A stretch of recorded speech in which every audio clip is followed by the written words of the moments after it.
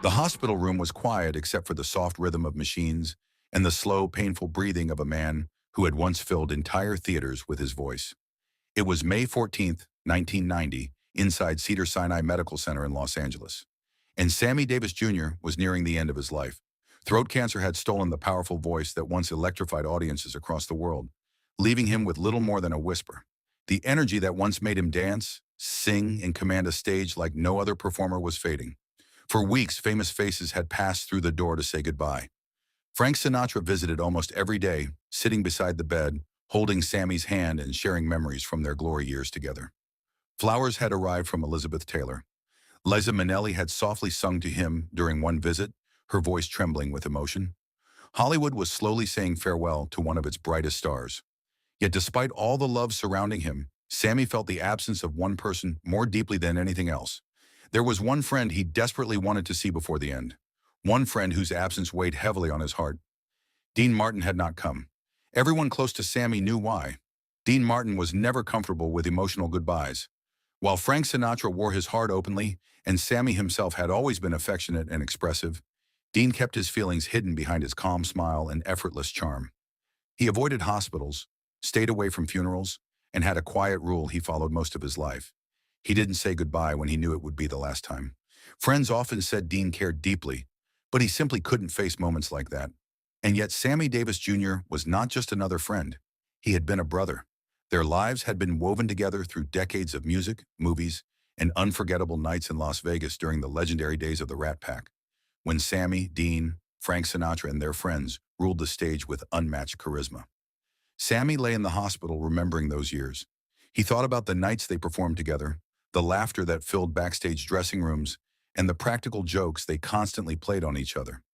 He remembered how Dean would sometimes catch his eye during a performance, and suddenly they would both start laughing for no reason the audience could understand. Those moments had created a bond that felt unbreakable. But as the days passed without Dean visiting, Sammy began to accept that maybe he would never see his old friend again. On the morning of May 14th, Sammy was having one of his hardest days. The medication made him drift in and out of sleep, and when he woke, breathing itself felt like a battle. His wife sat beside him reading letters sent from fans around the world, hoping their words would lift his spirit. One letter from a young girl in Ohio thanked him for inspiring her to believe she could become anything she wanted. Sammy managed a small smile. Even now, knowing he had touched so many lives gave him comfort. Then sometime in the afternoon, there was a gentle knock on the door. His wife looked up, expecting a nurse or perhaps another visitor offering final respects. Instead, the door slowly opened, and Dean Martin stepped quietly into the room. For a moment, the world seemed to pause. Dean looked older than before, his famous swagger softened by grief after the tragic death of his son years earlier. He moved carefully, almost nervously, as if unsure he belonged there. When Sammy opened his eyes and saw him standing beside the bed, disbelief filled his face. "Dino," he whispered weakly. Dean gave a soft smile and replied with the nickname he had used for decades. "Hey, Smokey, you look terrible." Despite his condition, Sammy laughed, a fragile laugh that quickly turned into coughing, but it was filled with joy. After weeks of sadness, the presence of his old friend lit up the room.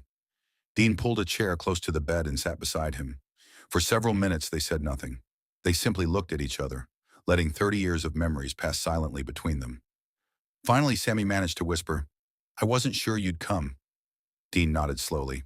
"I wasn't sure I would either. You know I'm not good at this stuff." But the fact that he had come spoke louder than anything he could say. Dean reached into his jacket pocket and pulled out a photograph. When Sammy saw it, tears immediately filled his eyes. It was an old picture taken in 1960 during their performances in Las Vegas. The members of the Rat Pack stood together on stage, young, confident, and laughing like they owned the world. "Found it in my desk," Dean said quietly. "Been carrying it around for weeks. Trying to work up the nerve to come see you."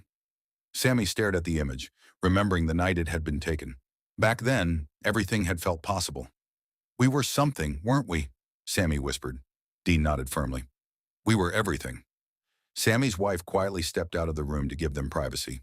Dean leaned closer to the bed, his voice softer than Sammy had ever heard it. "Sam, I need to tell you something. Things I should have said a long time ago." He admitted that he had never been good with emotional words like Frank Sinatra was, but he wanted Sammy to know how much he meant to him. Dean spoke about the early days when Sammy faced discrimination and racism in places that welcomed other performers. He remembered the times hotels tried to force Sammy to use service entrances or refused him rooms. Dean had always admired the way Sammy handled it. Not with anger, but with dignity and talent. "You showed me what real class looks like," Dean said, his voice shaking. Tears rolled down Sammy's face as he listened. These were words he had waited decades to hear. Dean then reminded him of a night in Miami when a venue tried to treat Sammy unfairly.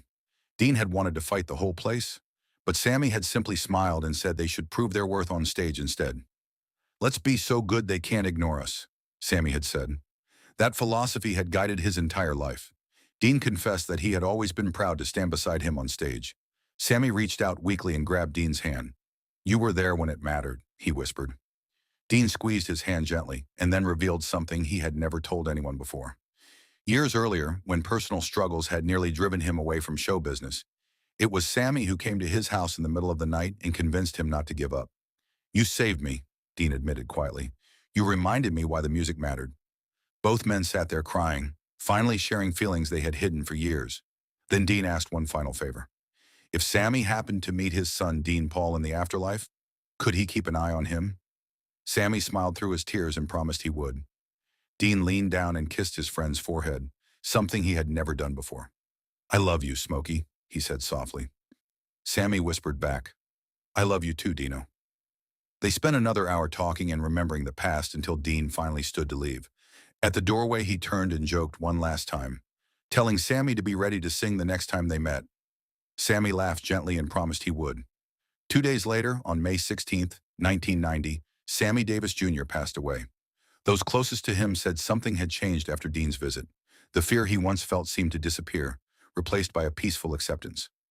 Dean Martin attended the funeral quietly, not giving a speech, simply showing up to honor his friend. On Sammy's nightstand, nurses later found the photograph Dean had brought to the hospital. On the back were words written in Dean's handwriting, "For Smokey, the best there ever was, love, Dino." That photograph now lives in the Rock and Roll Hall of Fame, preserving the memory of a friendship that survived fame, hardship, and time. Their final meeting became a reminder that sometimes the most powerful words are the ones we almost never say. But when we finally do, they can bring peace that lasts forever.